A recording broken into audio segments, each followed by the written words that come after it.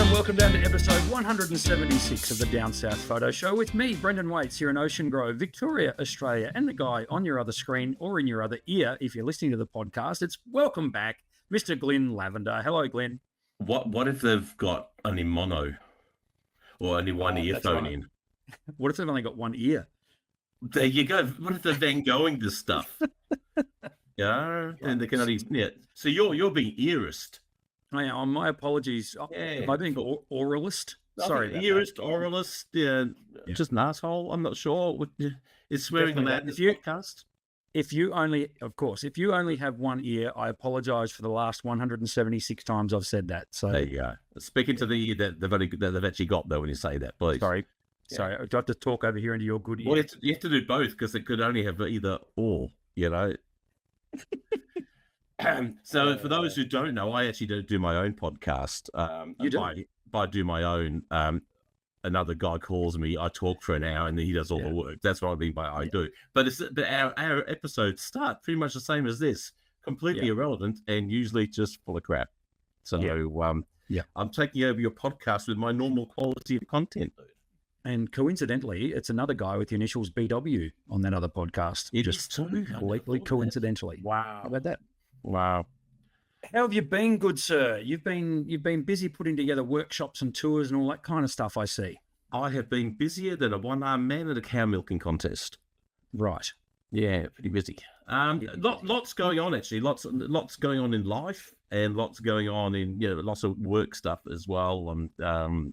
So I've been quite busy, and I'm prepping for Bright Festival coming up in about 6 weeks or something like that, 5 or 6 weeks. How quick is that rolling around? My God. Well, the big problem is I've got to do a 1 hour talk, and at the moment, all I've got is the headline, the title. And can you let us in on the title? Well, I've got one of two working titles. One is "Come Listen to the World's #1 Ranked Photographer." Yeah, asterisk. Mm-hmm. And I've got a special T-shirt made up saying "World's #1 Ranked Photographer," asterisk, and then a little asterisk down the bottom says "with the name Glynn Lavender," because there's only one person in the world with my name, so that kind of works pretty well. So it's accurate, if nothing else. And the other one is "Stop Feeding Your Camera." Stop feeding your camera. Yeah. Now you should ask me, what does that mean, Glynn? What does "stop feeding your camera" mean? I wish I could remember. At the time I put the title up on the screen, oh yes, this is it. I remember. But then I got busy doing other stuff, and now I can't quite remember. Okay. So it's "Stop Feeding Your Camera." I don't know what it means. Well, no, I think it was stop. I think it was like a part 2. "Stop Feeding Your Camera, Low Hanging Fruit." Ah. So now it's starting to make sense. Yeah, it makes sense to me as well. In the world of travel photography, that we tend to often devolve into low-hanging fruit. And looking for the easy images, the trite, the overshot, the reflection shot of Taj Mahal is a classic example. Yes. The low-hanging fruit. We kind of have to do them. Cliches for reasons, generally because they work.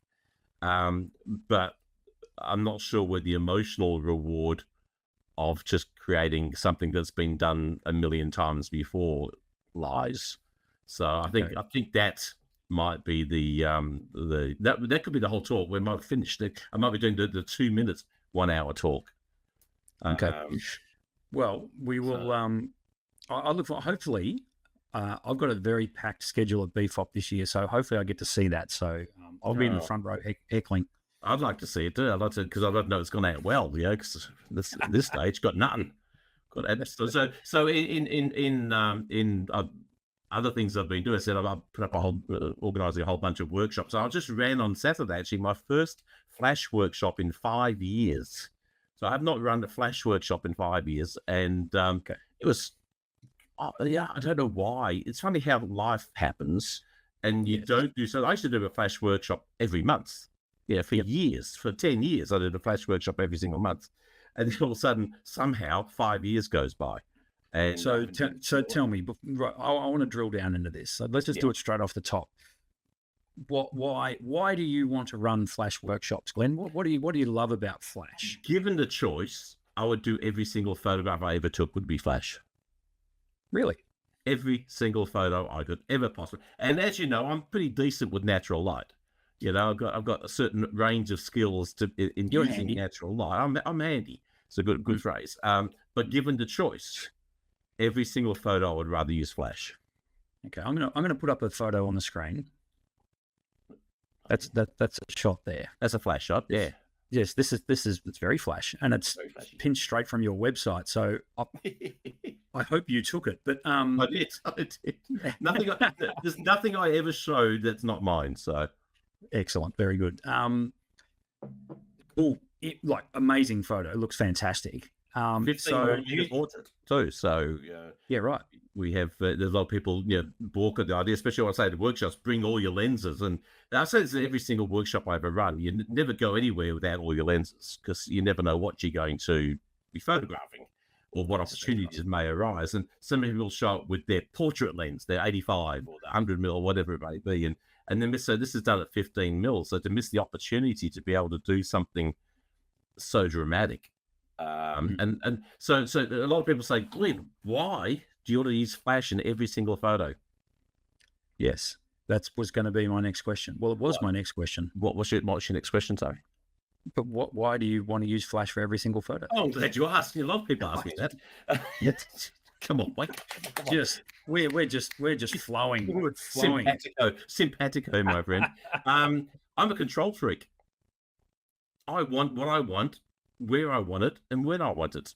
And as good as I am with natural light, I'm always at the mercy of something else. I'm at the mercy of what natural light has been given to me in any one day, at any one location, at any 1 hour. And when we run workshops down at your store, you're sitting there going, man, my ideal lighting for a natural light workshop is blazing sun. And what we often get is cloud. And cloud is the soft muted lighting is the worst possible lighting to shoot photos that I like to take, because I like reasonably dramatic photos. But I can always find shade on a sunny day. I can't find blazing light on a cloudy day. So natural light, you're always limited to what nature's giving you, but also time of year. So angle of light. This time of year, middle of winter, the light can be, the sun never gets particularly high in the sky. So you've always got a particular angle, which can be quite a nice angle to work with, but it's still the only one you've got. And even during the entire course of the day, that angle doesn't really improve much. It doesn't get a lot higher, say from 10 o'clock till 4 o'clock. It's kind of the same height all the way through the day, where of course in summer it's well above you in the middle of the day. So by being limited to where your light is coming from and going to, you are limited to the type of shots you can take. When you use flash, you could put the light at any angle you want, at any height you want, any color you want, any intensity you want, any softness you want. You can light everything or only a tiny bit. You've got all the options. And I don't know anyone who is a creative photographer who wants to be limited by in their creativity. And natural light will always limit, because you're not the boss. Yeah, you're simply not the boss. So you always have to kowtow to the boss, and he'll tell you what you can and can't do on any given day. When you're using flash, you're the boss. Yep. And the boss is good to be boss. Yeah, it is. Because I think boss. When this may surprise you, but I've actually signed up to your flash. I saw that. You're actually putting down your own hard-earned, dude. I am. I'm going to be with you on the 20th of September. I think I've booked in for something like that. Yeah, next month. Yeah. So I'm looking at it because I own the flash. Look, I have one. See, there's proof. I have no idea what it does. Like, good, nothing. It's got a screen here and it's got an on-off switch here. You're my favorite type of customer. One who doesn't know anything. Okay. Now, so when you run your flash workshop, I'm not. How can I put this? What kind of customer do you prefer? Do you prefer someone who really? Someone who knows nothing. Yeah. Mostly because if you know nothing, even if I only know a little bit, I still look good by comparison. That's exactly right. In the world of the blind, the one-eyed man is king, kind of thing. No. In reality, I don't care how much knowledge you have. I'll try and break you of it. because in the way the world is these days, the way we learn these days is we have too many voices. It's too easy to pop on YouTube and watch 15 different people talk about Flash in 15 different ways. I went to at BFOP last year. I actually went to my first ever workshop I've ever been to, just to hang out with a instructor, and I won't say his name, because it was a cool location, and I thought I just want to see how someone else does something. So I've run over 1,000 workshops and never ever seen how someone else does it. So I thought, well, it'd be kind of handy, and it happened to be a Flash one as well. And I thought, well, I take 6 hours to run people from no knowledge to hopefully grasping how it all works and then putting it into action. And this guy, and I can't take any more than 8 people. Any more than 8 just does my head in. It's too hard. This guy's got 20 people in 2 hours. How in the hell do you teach Flash in that? And I came away from that workshop knowing less about Flash than when I went there. Partly, it's not because, and this person has fabulous skills. There's nothing to do with skills, and it's not necessarily about how they teach, but their method of how they shoot Flash was of a complexity that, unless you were already at a certain level, you would struggle to be able to take it home and replicate. Where my system is every single person can do it with if you have a flash gun from 50 years ago, you can do it. You don't need the latest, greatest, most expensive thing. Anything on the planet will work. And the difference between my system and the way a lot of other people teach is I will get your flash photo exposure correct first shot, every shot, and it doesn't vary. And the biggest problem a lot of people have with the flash is the inconsistency of how much light comes in. It's too bright, it's too dark, it looks too shiny, the shadows are horrible, all the stuff. We fix all those problems. So it'd be very interesting to see what you're going in this situation with not a lot of knowledge. It'd be interesting to see what you feel after you've been to the workshop, if you actually learnt anything. So you're a good guinea pig, mate. Oh, I'm sure I'll pick up heaps. I can rely on your honesty. And the astute of you will notice I've put Glynn's, the link to creativephotoworkshops.com.au. That's where you can go and check out these workshops, book yourself in. This image that I've just put on the screen as well, Glynn, stunning. Like out in the street. Right. So not studio at all. This is in the street. This is in the laneway, yeah. Wow. So when at full daytime, this is what I was saying about having control. Having the ability to. So the previous shot you showed was really bold and dramatic and hard, and the lighting was hard, and because everything about it was bold and dramatic. Yeah, so that's the skin. The skin is specular. It's got. She's quite toned. It's almost like she's been oiled up, But we're shooting directly into blazing sun. We're shooting directly into the sun of F-22. And using all the drama of the wide angle and the lines of the sky and everything else. Bang. So flash can be as bold and dramatic as you like, a la that shot, or as soft and beautiful as you like, a la that shot. And there you flexibility. And you can do both of those within 5 minutes of each other. That's the great thing. It's not hard to do. Once you know how to do it, it's not hard to do.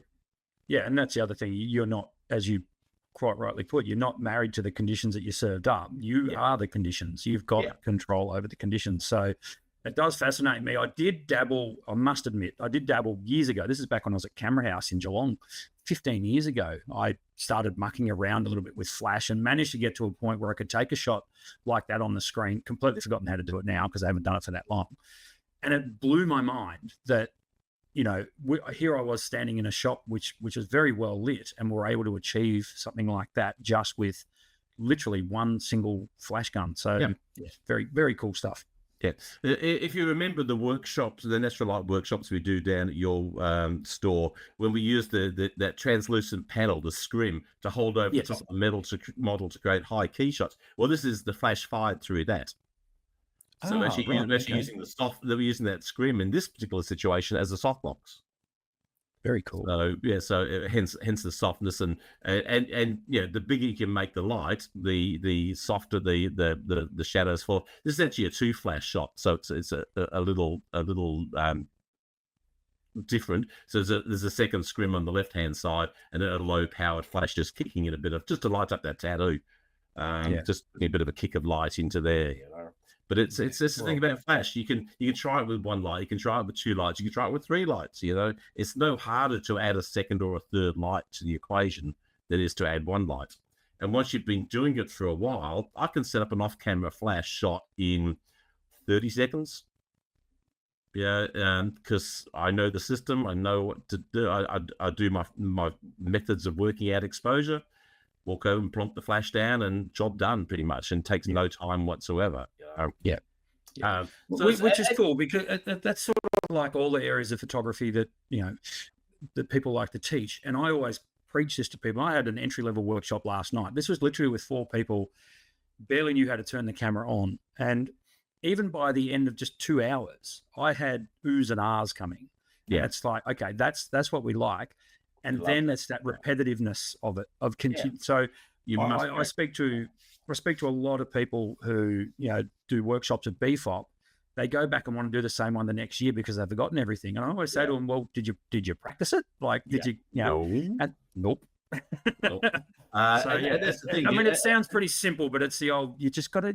This system I teach is if you do not practice. I mean, my bank manager loves you not practicing because you have to come back to the workshop again. Yeah, several times. You know, exactly.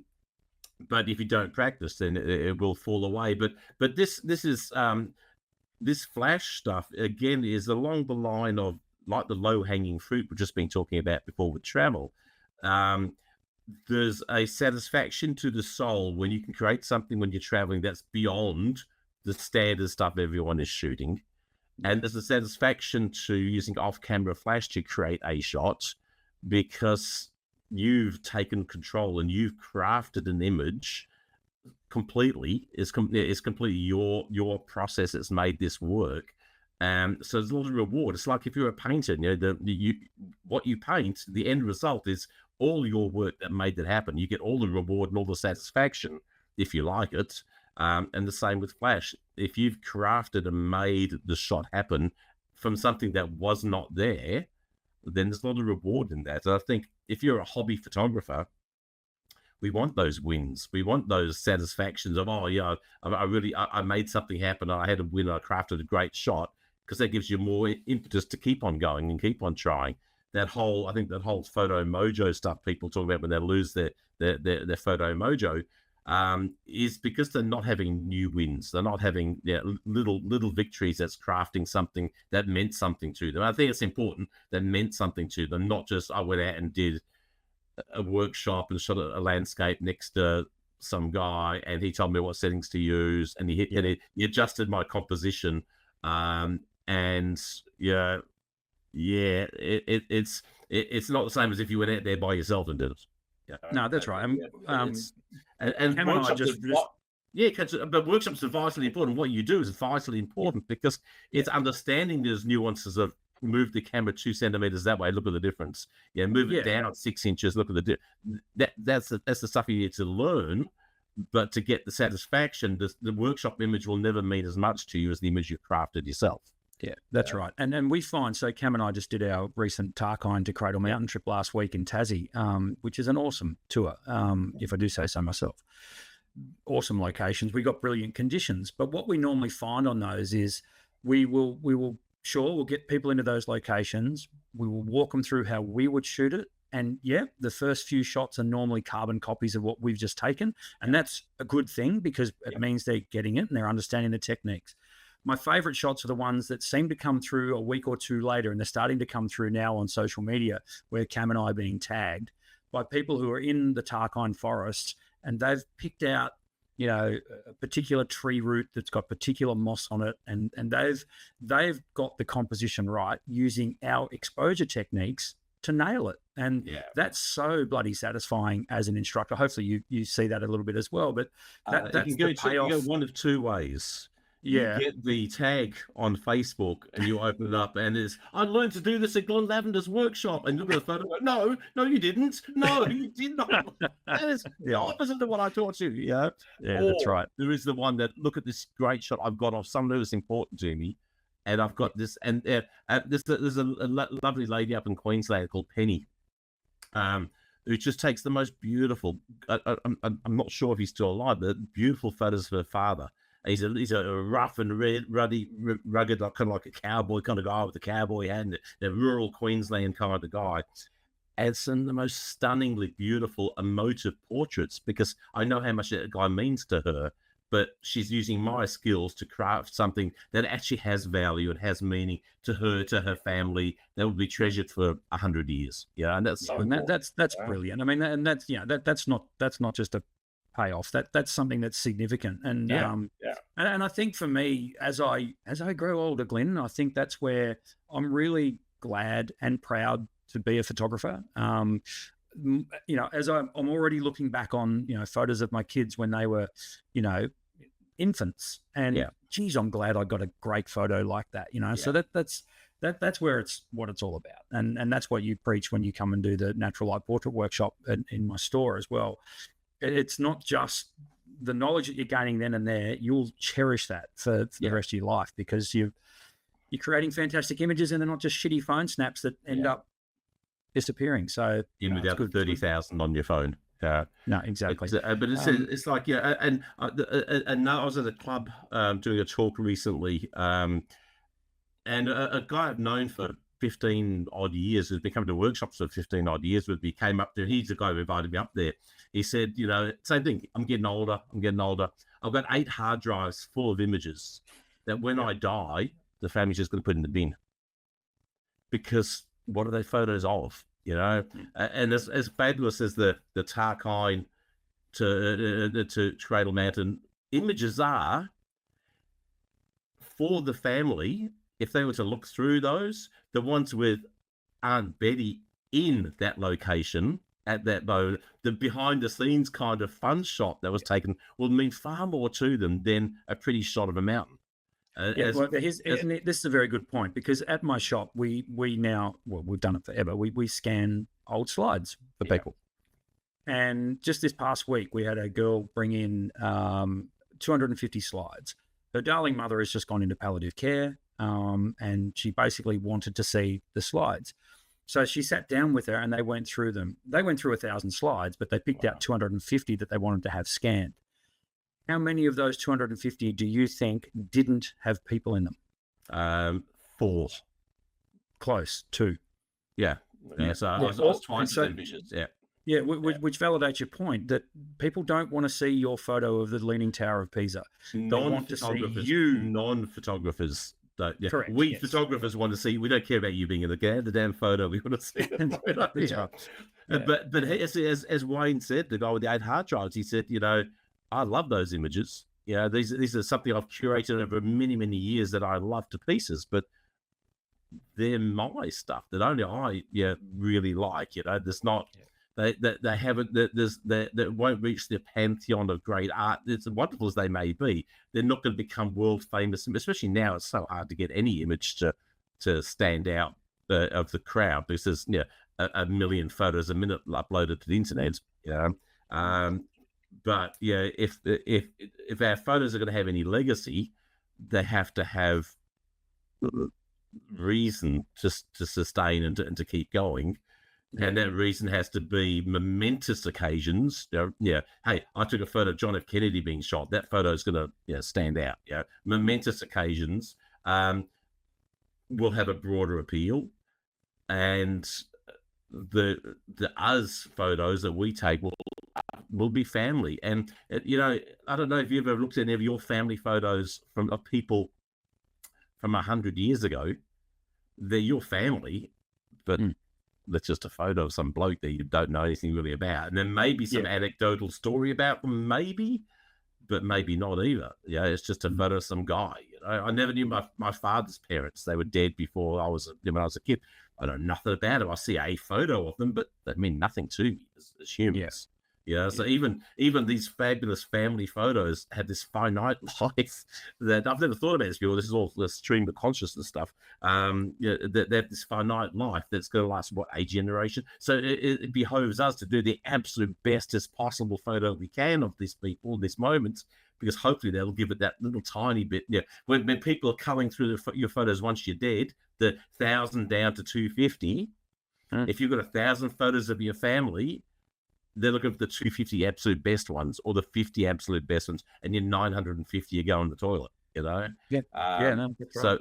again, our job is to to capture those whimsical moments, but also, and I did this all the time with my parents. Every time I went to see them, I'd do their coffin shot. I'd line them up to a window portrait for when they died. That would be the last photo of them. Every time I saw them, it would go on their coffin. I love that story. I've heard you tell that story 100 times, but I love it. Like it's a cracker. It's so. I love that you actually said to them, "Come on, time for your coffin shot." Yeah, so I was inspired by an old people's home in New Zealand, who they wanted to do a calendar for their families, so they all put on long white gowns and angel wings and halos, and went into a cemetery and had photos taken around the cemetery of them pretending to be angel. And I thought, wow, we take death so seriously. Where it can have some other elements to it, and therefore, and I said, and I tell this story a lot, that this is always brought home 40 years ago, working in a camera store in Elizabeth Street 40 years ago, and a woman came in with an old 110 negative, and 110 negatives are about a centimetre in size, and an 8x10, and like a 6x4 photo or a 3x2 photo. And she said, it was a barbecue scene of a backyard, and she goes, can you see under that chair under the tree in the back corner of the garden, there's a guy sitting down there? Yeah. She asked, can you enlarge him to 8x10? And no. And she goes, oh, that's the only photo we've got of Uncle Larry, and he just died. In his entire, this guy does not have that's the only photos in existence of this guy. Yes, we took a lot less photos in those days. And not everyone likes having the photos taken. We know that too. But the importance, again, that coffin shot, don't let the photo that memorializes the people who mean something to us be a shitty photo. And I see it all the time, even from photographers, when they put on Facebook their parent has passed or some significant person has passed, and the photo they put up is not good. And that's obviously they've culled and they've found the best they could, but it's still bad. So it's kind of like, I waffle on a lot, dude. Sorry. It's kind of like the gardener he works as a gardener for a living. Everyone else's gardens is great, but his own looks crappy because, and so we'll spend a lot of time trying to get great photos of other people that don't mean anything to us. And we don't take the same care with people who do mean something to us. That's exactly right. And and in my line of work, I do see it a lot. I deal a lot with death and funerals and things like that. Of course. And almost 100% of the time, when people bring in that one photo that means so much of their mum or their dad or their uncle or auntie or whatever it is, and we do enlarge it, we clean it up, we put it into a frame for them, I have the tissues ready every time because it just hits home like when they see that photo that they know is going to be part of a memorial service. It really gets to people. So I've never seen anyone cry over a landscape or an astro shot with a guy with the red jacket and the torch pointing up in the sky. That's a very, very, very good point that you make. Right, before you rabbit on too much, let's and I love this because we're completely flipped on the head the format of the Down South Photo Show, which it needed, so that's fine. Remember, I'm a last minute call up. I'm the desperate. You called 15 photographers and none of them could make it. And said, "Oh shit!" No, that's not true. I only called 3, and it was you. So that you're moving up in the ranks. That's not too bad. We do normally throw up a photo of the week. I'm going to put mine up. This was from the Tarkine trip last week. I looked at some of your shots and that's awesome, dude. It was. Look, I've got to say it's all down. It's all down to Mr. Blake. I never say anything nice. I never say anything nice about a photo unless I mean it. Okay, and I would tear the living crap out of this if I thought it worthy of it. But I really like that. Thank you. This is all down to Mr. Blake putting us in the right place at the right time. This is a place called Sumac Lookout deep in the Tarkine. We got to this spot well before sunrise. We could just see a bit of mist and fog in the valley. And you know how when you're working with a fellow photographer and they give you that look? Well, Cam gave me that look of, this is going to go off. Oh, yeah. And then out to the right was a ridge line where the sun just peeked over and just lit the hell out of all the fog in the valley, and then it was fish in a barrel. It was just take that. So this was with the Tamron 150-500. I was going to say that looks about 300 mil focal length to my eye. It's actually 500. Wow, so it must be a fair way away. Yeah, it was. Yeah, so right across the valley, probably was I want to say 500 to 600 meters away. I guess these trees were. That's a cracking lens. That's a great lens. Yeah, well, I mean, you are an ambassador for Tamron. I think I'm right in saying that. You're right to say that. Yes, that's why I said it's a good lens. Yeah. Well, you did put me in touch with the good folk at Blonde Robot who loaned me that very 150 to 500 for that trip. They also gave me the 16 to 30 f2, the new one, the new one for the Z mount. Yeah, so which I adored as well. But geez, that 150 to 500, I couldn't get it off my camera when I was shooting this kind of stuff. Yeah, no. And it's amazing how big lenses can really make landscape something new. Yeah, absolutely. You can create something very different from the standard landscape by that. Yeah. Compression factor. Yeah, it was great. And then, as I say, as the light came and as the sun crept higher in the sky and the shadows got more angle to them, it just changed composition. Like you could close your eyes and open them 30 seconds later and just see a completely different scene. So as the fog rose and all that sort of stuff. So I only shot about 350,000 frames there, but it was good fun. And what was really cool was we had 7 photographers lined up, and Cam and I were behind them, and we were looking at 7 different cameras, tripod mounted. People started shooting handheld. It was amazing. And you wouldn't think that you'd get so many different shots just from all looking down one valley. Yeah. Everyone got different stuff. It was really cool. So, so what do you like about this shot? Tell me what you like about this shot, and I'll tell you what. Yeah, I like the, there's a couple of gum trees in that shot closer to, in the mid-ground that are silhouetted.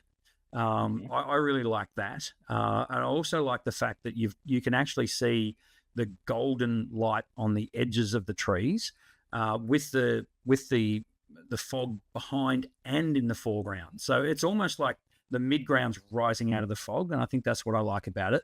I also like the fact that it's pretty damn sharp as well. So you've got the soft fog in the foreground, very sharp trees in the mid-ground, and then the soft fog in the background as well. What jumps out at me, though, is that silhouetted tree that's hidden. It's sort of being blocked by the light of the tree on the right, that sort of adds to it as well. Gives it a bit more, something else to look at, basically, an anchor to that image. Okay, you want me to dissect it? Please, I would love for Mr. Glynn Lavender to dissect one of my photos. There is so much going on that I don't know if this is how I see the world. Whenever I look at photos, I disassemble photos in 0.2 of a second to fix everything this is how I work with my own stuff. When I shoot something, I look at the photo and my brain will disassemble it in fractions of a second to all its component parts and tell you what's working, what's not working, and hopefully lead me to better shots. So there's lots of stuff going on. First up, warm and cold contrast. So you've got the blue sky on the left, and then the close-up fog in the bottom right-hand corner. So you've got 2 contrasting color elements, which are, whenever you can have 2 different contrasting color elements in the shot, will give you a strong shot. That's 2 good things that works really well. You've then broken the scene down into thirds, horizontal thirds. So your dark sky on the right-hand side is roughly a third. The lit bit in the middle where the trees are is roughly a third, and the soft fog at the bottom is roughly a third. So you compartmentalize the scene into 3 layers, basically, And then what's really striking, and the reason why that silhouetted tree works, is the line of trees coming down past the blue lead your eye straight to that spot. Yep. The dark line of fog between the golden fog at the bottom and the darkest, there's a dark line that leads you straight to that tree. And then coming down from the bottom left-hand corner, there's a diagonal dark line that leads you straight to that tree as well. So that tree is, even though it's not on a classical third, your eye's being drawn to it by all these different elements. And it's the least lit part of the scene, other than that black cloud, but it's the least lit part, so it has a contrast between light and dark as well.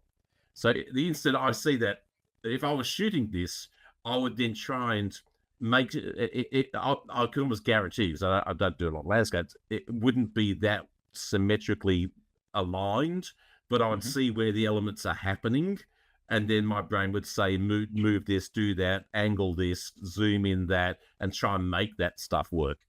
So that's the first things my eyes saw. And I didn't even really, because the way my brain works is I don't even really see the shot per se. Yeah, I'm not going, oh, look at the fog, look at the tree. I'm seeing elements and seeing line, color, that, all that stuff. It disassembles, and it's I don't know, it's a good thing or a bad thing to get unemotional when you're looking at photos. I always think when I'm shooting, and the thing I try and teach people when on tours is get excited for sure when you get there, but then disconnect for a minute to make these decisions work. And then when you start shooting, get excited again. Engage, disengage, re-engage, basically. Because if you're excited about what you're seeing in front of you in this moment, you might not think to do the little 1%ers that's going to make it a great photo. If you don't disengage for a minute, go, okay, I've got a lot of good elements. How do I make them work? So that was my thought process when I saw it. And I love that. I really like the image because it's not telling me to do anything. It's not telling me this is what you should think. This is what you should feel. This is what it's an ethereal image of just a moment. Be there, enjoy it. And it's like when you go see a great painting or a vast scene. There's so many areas you can look at that you can enjoy, and no one's directing the narrative, saying this is what you must think, and this is what this story is. If that makes sense. Yep. And I know that there's a couple of people yelling at the screen wanting to know what settings I used. Now, the right ones, mate. I'm not sure why people want to know that, because that is my answer every time, is I use the correct when you use the wrong ones, the photo's not as good. 1/160th of a second, ISO 100, f6.3 at 500 mil. So there you go. Yeah, there's nothing that really, when it comes to settings, it doesn't matter, because the right shutter speed or above. Yep. If it's the wrong shutter speed, it'll be blur because your hand's moving. So it's going to be the right shutter speed. It doesn't matter if it's 160 or 320, as far as just pure, because once something's frozen, you can't doubly freeze it, or quadruply freeze it. So it doesn't matter if you use 640. So the shutter speed doesn't matter as long as it does the effect that you want. And in every scene, that will be different. So it kind of doesn't matter. There's not really any depth to this shot anyway. As far as you haven't got foreground depth in focus all the way. It's you can tell most stuff's out of focus, but when you're shooting at a 500 mil lens at 500 mil, you're not getting a lot of depth anyway. You could be shooting at lens compression, 6.3, all those things. The only thing I would say, and this is what I did in this point, was I shot it. I mean, I think f6.3 is its lowest aperture value at 500 anyway. There's no point if you're zoomed in at 500 mil. Why would you pay a light penalty? So open that thing up. That's normally the way I play with when I'm working big zoom landscape, particularly with low-ish light like this is. But you're quite right. I'll get that off the screen now. People are sick of seeing that. But you're quite right in what you say in terms of if someone asks me what settings I used, I do normally say, well, I used the correct ones for what I was looking at. Yeah. Because the chances of anybody being back at that lookout at that exact time with those exact conditions are nigh on impossible. And those exact same gear. Yeah. Looking for exactly the same shot. And then why are you trying to emulate someone else's shot anyway? Yeah, that's right. So, and I understand there's a desire to figure out how things work, but if you can think about shutter speeds, as in think about those. I like to visualize stuff that the shutter speed is think of it like a dimmer switch for movement. One way freezes, one way blurs. Doesn't matter what number you're using as long as it creates the effect. If you're not getting the effect you're looking for, there's one way or the other way to turn it. Yeah. The actual number doesn't matter. The effect is what matters. So if you're shooting sport and everything's blurry, there's one direction to go with that number. If you're trying to create movement in the shot, and the shot I'm going to show, my photo for the week has movement in it. So if you're not getting the movement in the shot that you want, then you do the other way. Bang. The same thing, if you can visualize aperture as a sliding depth scale, a dimmer switch of depth. One way gives you more depth, the other way gives you less depth, easy for me to say. So again, the precise number doesn't matter as long as you understand the directions. So if you're a beginner photographer, understanding the directions is really important. Understanding the number less so. So I just need to know which way to go. That's the problem we're all trying to solve when we're starting out is which way was it again? So when I teach my how to use your camera basic workshop, I have the idiot's guide to aperture because aperture is one of those numbers that are very confusing. So I have big number, big focus, small number, small focus. That's kind of all that matters. It's succincted down to a system that when you're under a little bit of pressure to get a shot, and that could be pressure that you're putting on yourself, it could be pressure as the fog's changing, the light, whatever it may be. As long as you know which way to go, you're going to get more successes than failures. The actual, so I think I should be shooting this at 6.3 with I think I should speak. I'm not sure if I'll do 250 or 160 for the. None of that matters. What matters is the effect, the end result. And when we look at our photos and we haven't got the result we want to know how to fix it. And directions are all that matter, left or right, up or down. If you can, let's throw up your photo of the week. Whilst we're talking about, and very different from my type of stuff because I'm predominantly a people shooter. Whilst there's a person in this shot. So tell me your exact bloody settings, would you? Hurry up. I don't know. I never look at my numbers. I could genuinely tell you. I rarely have any clue what settings I'm using. In any photo I do. It just I only pay attention when it goes wrong. And it's the same thing again, cause and effect. I've done the shot, the effect wasn't what I wanted. I've got to fix the cause.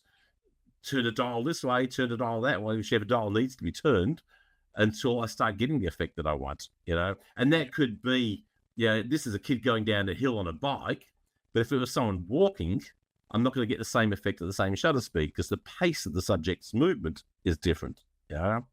And movements is one of those funny things as well that it's relative to distance. The closer something is to you, the more faster it appears to be moving. Whereas something further away. So when people struggle with trying to get movement, you've got to understand distance is really, really important. And the easiest way I describe that is if you're driving down the road at 100 kilometers an hour and you look out of the road, that road it's flying past. But the tree on the other side of the road is going past reasonably fast, but nowhere near as fast as the road. And the mountain on the horizon is going past real slowly, but you're still doing 100K. So the closer your subject is to you, the more important shutter speeds become, or the effects of them will change dramatically. Can I critique a Glynn Lavender photo? Oh, go for it. Okay. In front of Glynn Lavender, please. Yeah, go for it. The only thing I wanted to say really was, the shutter speed that you ended up using to portray this movement is vital to this shot. Any faster and freezing that kid, I'm assuming it's a boy going past on the bike, I don't think would speak anywhere near as many words as this photo does when it's slightly blurred. And to me, that straight away depicts speed. In fact, in a little small part of me, it actually depicts a bit of peril. Like, I don't know, are his brakes out? Exactly. So this you've gone from an image that's worth 1,000 words to an image that's worth 2,000 words. Do you know what I mean by that? The story. There's more of a story with that blur than if it was sharp focus. And if it was frozen, is he even moving? Is he even moving? Yeah, but there's actually lots of interesting things going on in this shot for me, which is why I like it. I've already processed this week. I haven't looked at it. I've been processing a bunch of images I've never looked at before this week. This is one of them.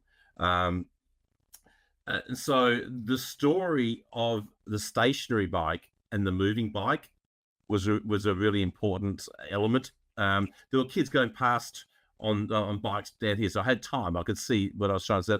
But also, funny enough, on the wall just above the kid moving on the bike is a falling apart image of an elephant with someone riding on the back of it. So you've got this old-fashioned method of transportation, then this still transportation, and then the peril, the fast-moving, the joy of childhood, maybe as well. Yeah, the thrill of adventure. So there's all this. So there's three different elements kind of happening. There's excuse me.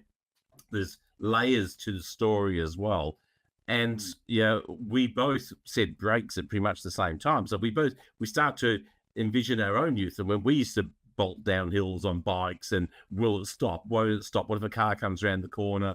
All the stuff, and we can feel life in the shot. Whereas if everything was frozen, there's no life. There's no life in that stationary bike. Yeah, what we look at is, well, look at how old's the bike. Yeah, we look at details about the bike. We lose the story of adventure and fun and childhood and peril and all that sort of stuff. So it's a simple shot. Yeah, and this is a little bit of the low hanging fruit, sort of, but give it a little bit more depth, because she said, okay, I want to have a moving kid moving on a bike, but what's the rest of my scene going to be? Anyone can do a tuk-tuk going past on an intersection, and you get a frozen tuk-tuk and the background's blurry. Lovely shot, but there's a billion of those. There's only one of this correlation of story between old-fashioned transportation and something a bike that's out there living its best life, and a bike that's older. You can tell this is a red bike, and it's a more modern bike, and it's a fun bike, and the one in the back there's a functional bike, and it's an older bike, and does it have fun days still in it? I don't know. There's all this depth of story I can drift into when I look at photos like this. Well, does the roller door in the background, the blue roller door, to me, that it's not necessarily an anchor point, but now I've spent more time looking at this image, it actually depicts level, right? That is level. Now, exactly. When I look at that, I go, hang on, that's quite a steep hill that this kid's How would you know? If you didn't make that element level and the building to the rest of the building's level, how would you know how steep? If you've ever watched any sort of action videos shot with action cams on YouTube, and they're coming down a mountain or something, it can look really flat. It just doesn't look very interesting because we haven't got any angle perspective to work with. So getting those elements lined up as straight as possible is the only way you're going to see the angle of the road. Now, the other question I've got, and it'll be the last one on this photo, the stationary bike, the red bit of rubbish under the back wheel, how much does that annoy you? Oh, it doesn't, because it's a repetition of color of the bike. So we're reinforcing that color. And it drives me crazy with my OCD. And if I cared about the image or was going to do something with the image, I'd probably clone it out. If I was staging this shot, I would have gone over there and moved it. This is I can actually tell you there is one shot taken in this location. This is it. Right. So I did one photo and we kept on moving. And that's often where was this photo taken? This is in Jodhpur in India. So it was known as the Blue City, hence all that blue wall on the right hand side and a little bit to the left as well. Very cool. Well, that was excellent. I love seeing. Look, I love photography. I think, and again, that's one thing that while you hang around with you a bit, and also as I get older, I'm starting to actually love photography. And I don't know that it means you have to turn 50 for that to happen, and it probably doesn't. But the longer I'm in it, the more I'm in love with photography, and I love people showing me their photos and walking me through it like you just did. I reckon that's really cool. And so I'm I have no love of photography. I have zero love for photography. I love the doing. Getting out. The photography is a reason to be there and to do the shot and to live that experience and to spend those moments. And yes, to get a moment to remember. But as I said in previous times on this podcast, if I lost all my photos tomorrow, that wouldn't worry me. The only ones that worry me are the photos of the kids. But my joy, and I say this often again with people who don't have their photo mojo going, if the simple act of going out and doing isn't enough, the photos never will be. Your Tarkai to Cradle Mountain experience, and that's exactly what it was, is enriched by the photographs, but the photographs didn't make the trip. The photography is the reason to be out there to experience this grandeur of life and the living and the sharing with other people and shared moments is bound around photography, not around I love images. And that is yeah, that is definitely one way to look at it, but it's kind of chicken and egg stuff because, would I go to some of these locations without a camera? That's what I'm saying. That's Maybe not. yeah, but isn't that's the reason to be there? Why would you put yourself out there without having a Yeah. purpose? And some Don't people get me do that. wrong. I love all the places we go to, but Yeah. I go there to photograph them. Yeah. And I go there because it's new material, new subjects, and nothing gives me the buzz quite like a scene unfolding in front of me, whether it's happening at sunrise and it's like the mist shot you saw before, where the light comes. There's something about when the light comes, the image comes, and when you've picked your composition and you hope that it gets lit correctly in 20 minutes time, and then it comes. There's something about that it's food for the soul for me. Yeah. But is the end photo important, or is it all that 20 minutes of waiting for that? Oh, look, no, you make a good point. I'm not upset or disappointed if I don't get what I consider to be a good shot out of that location. Yeah. However, I kind of do. I completely agree. I mean, there's been nothing worse than coming back from a tour with no good images. Yeah. But how many good images do you need from that Tarkine trip? How many good photos do you need? 2 or 3? Yeah. What are you going to do with 50? What are you going to do with 50 or 100 great images? I'll plug our workshops with them, but like crazy. Absolutely, I'll be putting movies of them up there. No, you're right. Other than that, they're like trophies that no one gets to see, but you do, and your little trophy cabinet sitting on your hard drive is great. But get these things on the wall. I mean, you would have a bloody nightmare trying to decide anything. I've got no photos on the wall. Yeah, I know. No, you're a liar. You have. I've got one. Thank you. You've got one. That's because I use it as a background. That's it. Yeah. I have one photo. But and maybe it's just inherent in me because I run a printing place. But But I say to everyone who comes in, and I see great photos on people's phones all the time. And again, they show me the photo of them with the kids, and then, hang on, just go to that one before. Look at that awesome sunset you shot there.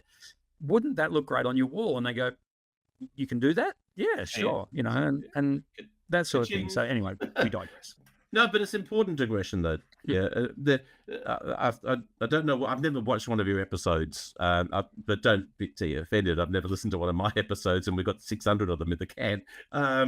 So I don't know how you guys normally talk or what kind of in depth. I nowhere near this level of depth. I always get into this. This is my bag. I don't know why, but this is my bag is to understand a lot of the why, and we should analyze ourselves. I mean, why I don't have any photos on the wall. I don't lie. I do have photos of but of the kids. They're the only photos that are printed out. It's just I don't know.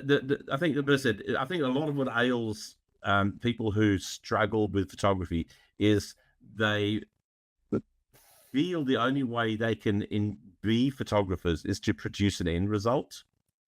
And I don't think the end result is as important as the association of doing with other people, which is where workshops and tours are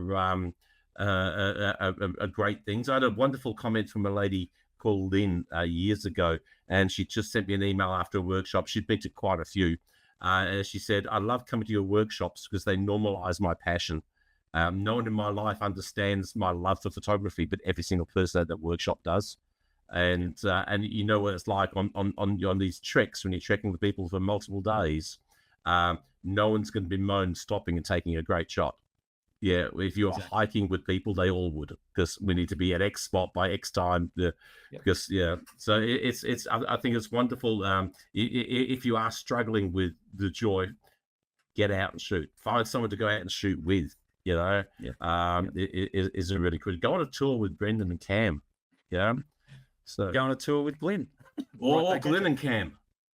Or Glynn and Cam. True. Because Glynn and Cam are running an India tour. Which leads me to the plug. So tell me about so if people head over to creativephotoworkshops.com.au, can they see all your tours and things you've got coming up? There is links there, and email me for a brochure. basically. Cool. And So, it'll also be linked in the description right down here. So all you have to just click on something. Glynn at creativephotoworkshops.com.au. If you just circumvent the need to go to a website, just email me, say, can I get a brochure? So I've got I've got 3 tours coming up, but one's full and one's half full, and one we haven't launched yet. And the one we haven't launched yet is me and young Cam Blake of fellow DSPS Down South Photo Show fame. We are running it. Yeah, blame that. Yeah, It took you 5 years. That's good. Yeah, I started the AAA, the Australians Against Acronyms. Stop it. Dude. Stop it. Just tell me about your bloody tours, all right? Yeah, so Cam and I are doing a tour in March 2027. So it's a good year and a half away to India. And it's going to be very heavily focused on the cultural side of India, more so than visiting buildings like the Taj Mahal, or there'll be a little bit of building visiting, but majority of it is to get out amongst the people and in the villages and in the factories and the temples and photograph people for 14 fabulous days, starting in Delhi and ending in Kolkata. So that's going to be a remarkable trip. Just talking with my ground crew just this afternoon, waiting for the final bits of information to come through so I can release the brochure. So that'll be releasing very soon. And a mere $1,000 deposit will secure your place. Yeah. And then the next one, so I've got 2 tours to Bangladesh next year. Bangladesh is the country you didn't know you had to visit. It is a remarkable place for a photographer to go to. It's one of the last frontiers, I call it, because you'll go to places that have never seen a white person before. They've never met a Westerner. And that's a pretty amazing thing, because you'll be as fascinating to them as they are to you. And that's always a great symbiotic relationship to have when people are enthused. So I've got 4 places left for my November next year Bangladesh tour. And we are going to shoot over 3 nights actually on this tour, something I'm bloody excited about, to be honest.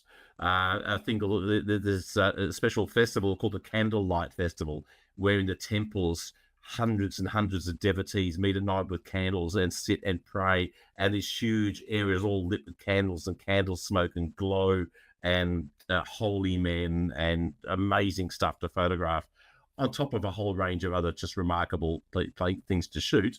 But yeah, that's one I am particularly excited about. And kind of hurry up. That's not till November next year, and I've got a tour in February and March into Bangladesh again, which will be fabulous as well. So if anyone was to come to Bangladesh or India, Glynn at creativephotoworkshops.com.au. Brilliantly done. Absolutely done. Thank you. There's a couple of other things I wanted to talk about tonight, not least of which is the fact that, and purely coincidentally, you and I have got Nikon cameras in our hands of late. I want to know, that is the camera, the Nikon ZF. Have I got that right? That's what I've been using. Yeah. ZF. What are your early thoughts of it? I mean, and we are not sponsored by Nikon in any way, shape, or form. I think you've borrowed that from Nikon. Nikon. I'm looking at changing over from traditional DSLR Canons into something mirrorless. Not necessarily because I want to, or feel there's a need to, or feel that they're going to change anything in my photography. Because the majority of what they do, they won't change how I shoot or what I shoot. But as I mentioned earlier, I'm a Tamron global ambassador. I do stuff for Tamron India, Tamron America, Tamron India, Tamron Australia, and New Zealand. They no longer make lenses for old SLR cameras, DSLR cameras. They only make lenses now for mirrorless cameras. So for me to be still out shooting with their current products, I need to have a product that you can put the bloody things onto. So I was fascinated by the Nikon ZF in its retro style. When I started out in this business in the early 80s, my first camera was an Olympus, but then my second camera was a Nikon, and it was an all manual, all mechanical, very much looking like this style of camera. And one of the things that's happened as you become very proficient in your photography and using the gear is you start to forget about it. Yeah, which can be both a good thing and a bad thing. And I said, if you ask me what shutter speeds I'm using, I couldn't tell you. If you ask me most of the time I couldn't tell you any of those things because I don't pay attention to them. And I'm trying to pay attention again. So I was figuring if I got a camera where it's a little bit more mechanical changing of shutter speeds. What I hated about this thing is the lens didn't have an aperture on it, aperture ring on it. So I didn't have that tactile feel of consciously thinking about changing aperture. And I think that's important to that process of slowing down and being more deliberate about what settings you use. So I've enjoyed that meant the aperture and the shutter speed and the ISO changing with brass dials and click, click, click, click. That feels really good. But I found I'm still not paying any attention to what I'm turning. And the biggest issue is these damn electronic viewfinders, and the fact that they show you what your exposure is going to look like. Now, I'm sure if I spend time... Why is that a bad thing? Well, because I can turn the dial until I get the effect that I want. And if I'm not thinking about what I'm just turning a dial.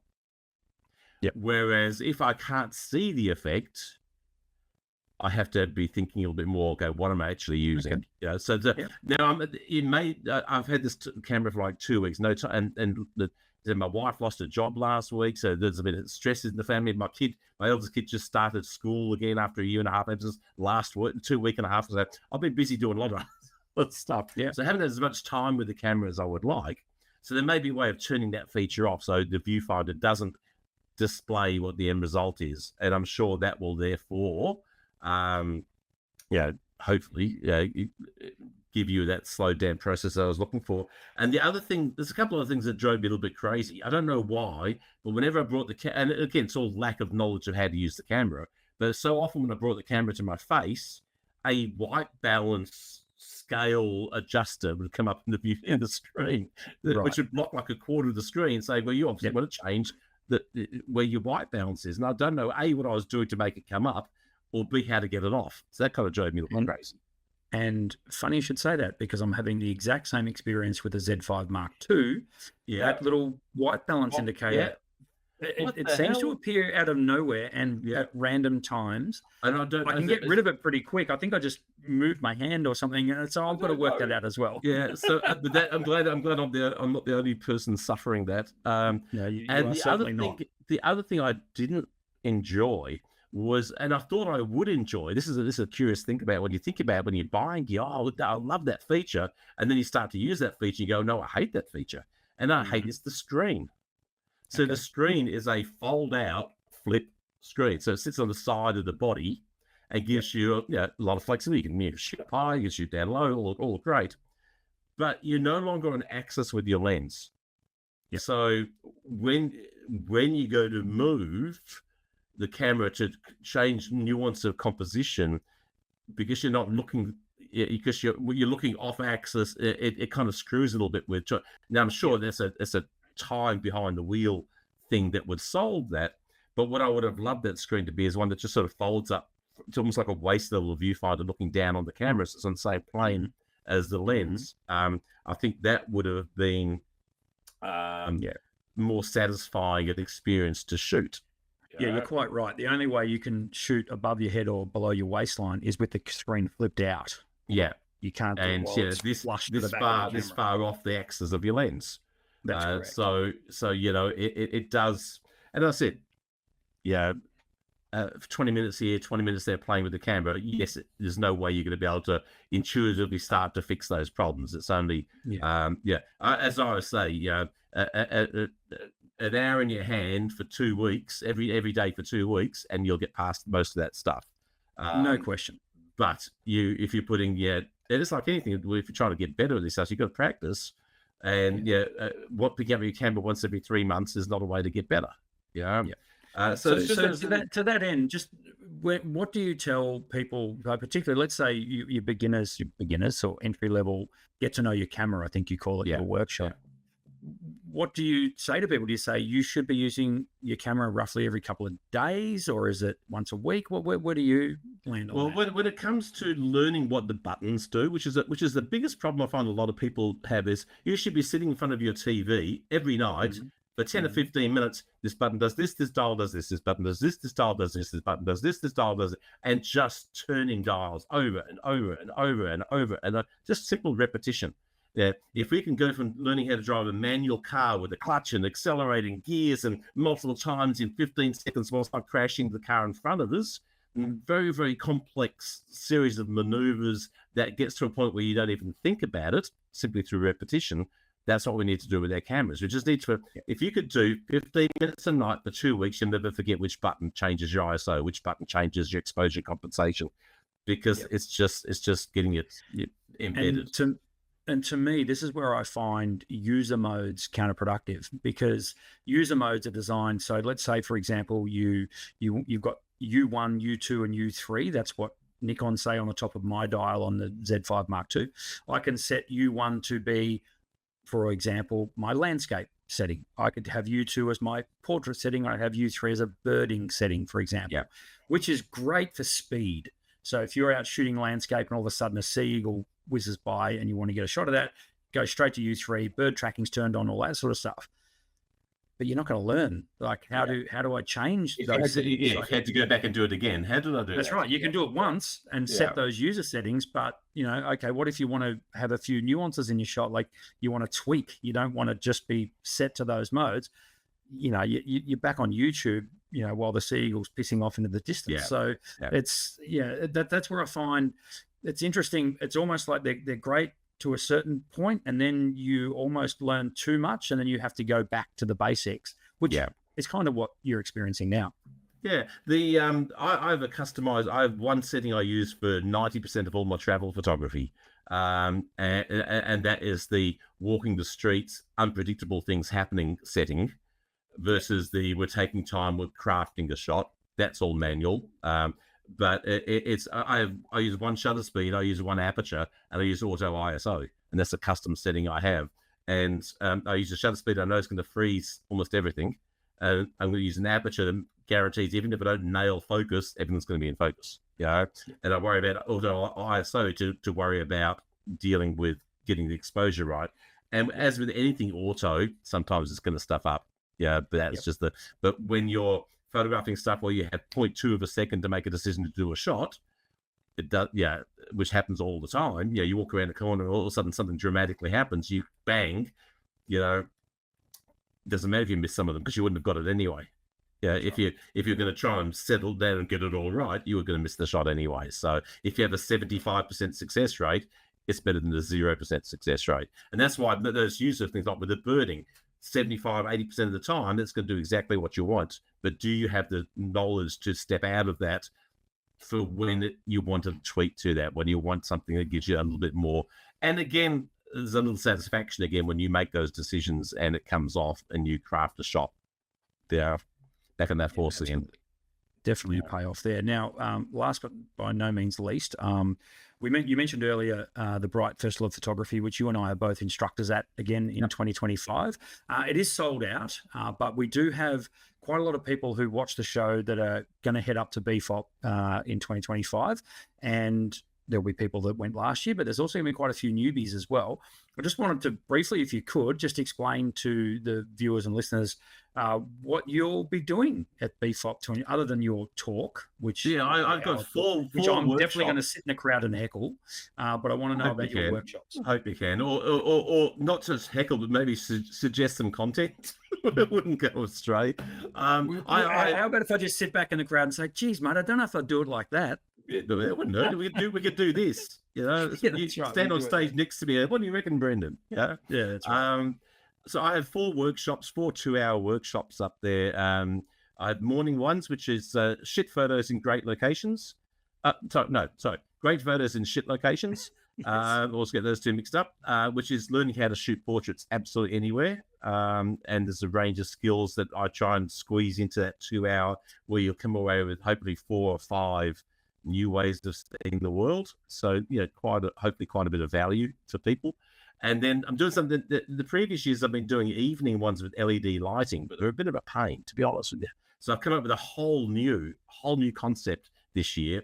I'm doing great portraits in shit locations, but in the afternoon. Wow. So not just in the morning, we're doing it in That's the afternoon earth-shattering as well. stuff, man. Revolutionary shit Bang. as usual.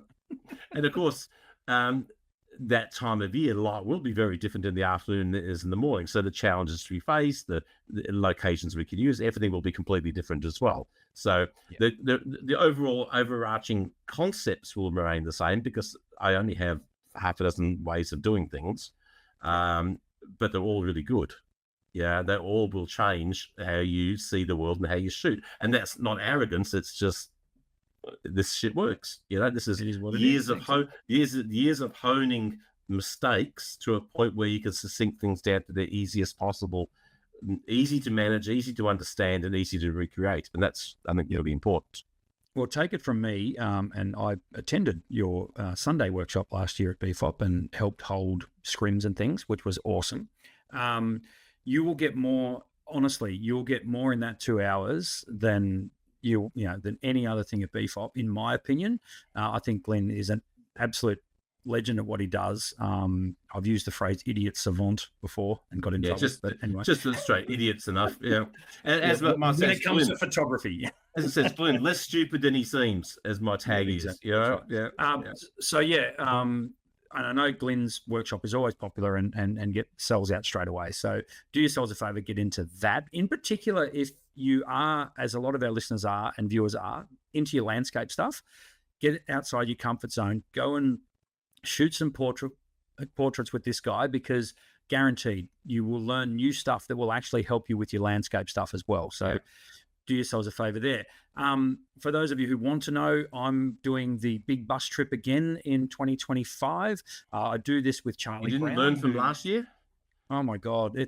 It's the best couple of days. It's so much fun. It's incredibly long day, but it's so much fun. We pack a lot in. The bus leaves at 11 o'clock near BFOP HQ, and we don't get back till 9 o'clock at night. But in between, we shoot awesome locations like Mount Beauty. We should go to the Pondage at Mount Beauty. Then we head up to Bogong Village, to Lake Guy, which is an amazing place. A lot of big reflective skies and forests and that sort of stuff. Then we just pop over a little bridge and we go to the Fainter Creek, which is a magic place for if you want to do long exposure waterfalls and flowing water and all that kind of stuff. And of course, because it's in sort of mid-October, you got all the snow melt coming off and there's plenty of water there. And then the Piste de Resistance, we finish with sunset at Mount Hotham, which is if you're looking for probably the best sunset location in Victoria, it's hard to beat. We go right to the top of Hotham and we shoot back, looking back towards Bright and Mount Buffalo in the distance, with all the valleys and the layers of light and all that sort of stuff. And yeah, generally speaking, have a great time. The big difference this year is bus trip 1 will happen on the Thursday, which is actually BFOP day -1. So BFOP runs Friday, Saturday, Sunday, but we're doing the bus trip on the Thursday, and then we're repeating that bus trip on the Friday. And the reason for that was because we had some people that were doing the bus trip, and it does take all day, and they loved it, they had a great time. However, they miss out on so much other stuff. Correct. And the biggest big ticket item at BFOP is normally the Saturday night at BFOP HQ. That's like the big party atmosphere that goes on there. It's a really, really great event, not to be missed. So we've shifted to the Thursday and Friday for the big bad bus trip. So if you're looking to get up to BFOP Friday, Saturday, Sunday, maybe have a look at adding the Thursday as well. Jump on the bus. There's going to be 40 seats available on that. So that's all going to go live pretty soon at the BFOP website, which is also linked below, where you'll be able to start booking your workshops. That hasn't gone live yet. All the workshops are listed there now, but the actual booking for those, you'll be notified of that within the next couple of weeks, and you can start booking them. So that's going to be awesome for people who are at BFOP. If you don't know what a BFOP is, head over to bfopaustralia.com.au. Check it out. It's an awesome weekend. So, yeah, we'll see you up there. Glynn, thank you so much for your time tonight. My pleasure, matey. Anytime, always. When you put out a thing on Facebook the other day saying, what would you like to see more of on the DSPS? I said, me. And you've lived up to the promise. So, you've answered my question. Your wish was my command. I'm going to get you to hear me waffle. I'm going to get you to stay on the line after we say goodbye so I can say goodbye in private. So thank you so much. That has been episode, 176 of the Down South Photo Show. We will see you next week. possibly with the 5'2" Tasmanian with the flared pants, maybe with Glynn again, if that's what you want. So if you want to kick Cam out, if you don't want Cam to come back, let's start a petition. Yeah. Well, that'd go down well, wouldn't it? Hey. I didn't say anything. It's nothing to do with me. That was all him. I've known Cam since he was a baby. I've known Cam. You literally have. I've known Cam when he was in the womb. Yes, because his dad was my Olympus rep. And in fact, my mum, who was in the photo industry as well, she got me into it in the early 80s. She was Cam's dad was her Olympus rep in the late 70s. So yeah, he's been around. So I can't kick him out. He's almost family. No, that's right. Shout out to Noel. I'm sure he's watching. The lovely Noel. Yeah. That's it. That's the podcast. We'll see you next week. Thanks, Glynn. See you next time. Thanks, guys. Thanks for listening, everyone, and watching. Cheers. Even with just one ear.